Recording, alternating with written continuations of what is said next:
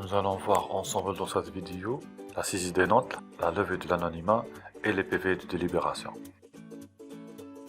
Un fichier Excel avec des formules indéterminées a été établi.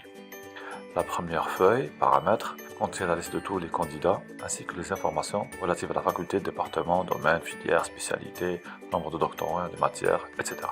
qui feront objet de l'entête des PV.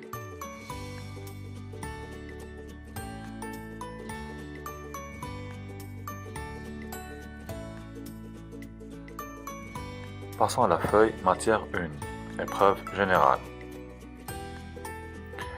Le fichier vous sera délivré vierge. L'équipe de l'anonymat mettra dans cette colonne le code qui a été utilisé lors de l'étiquetage. On fait de même pour l'épreuve de spécialité. Il est à noter qu'il ne faut pas modifier la cellule note finale car elle contient toute une équation pour le calcul de la note entre la première, deuxième et troisième correction. Une fois le code généré, le fichier sera enregistré et envoyé à l'équipe de la saisie. L'équipe de la saisie commence à insérer les notes. Si la différence de notes entre la première correction et la deuxième correction est égale ou supérieure à 3 points, le fichier Excel colorera automatiquement la troisième cellule pour la troisième correction. Si la note est inférieure à 3, il n'y aura pas de troisième correction. La note finale sera calculée automatiquement entre la première et deuxième correction ou le calcul se fera entre les deux notes les plus proches et en faveur de l'étudiant.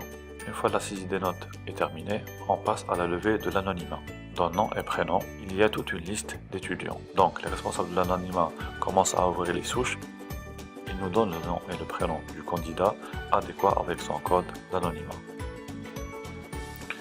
Le nom sera choisi suivant une liste déroulante ou bien en commençant à écrire le nom. Dans ce fichier, il y a un système de recherche intelligente des noms où la liste sera filtrée en fonction des premières lettres inscrites dans la cellule, ce qui facilitera l'identification du candidat.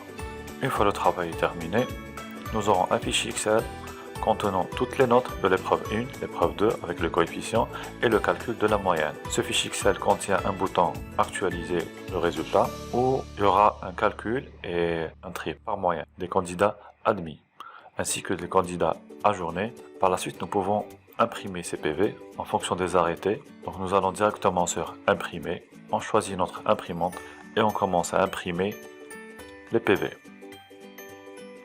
Un PV sans anonymat, un PV anonyme et le PV final sans moyenne.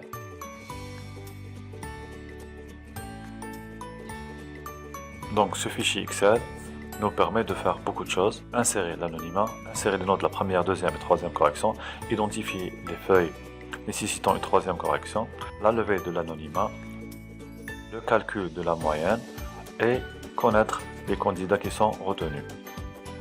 Et enfin, imprimer les différents PV. Merci pour votre attention.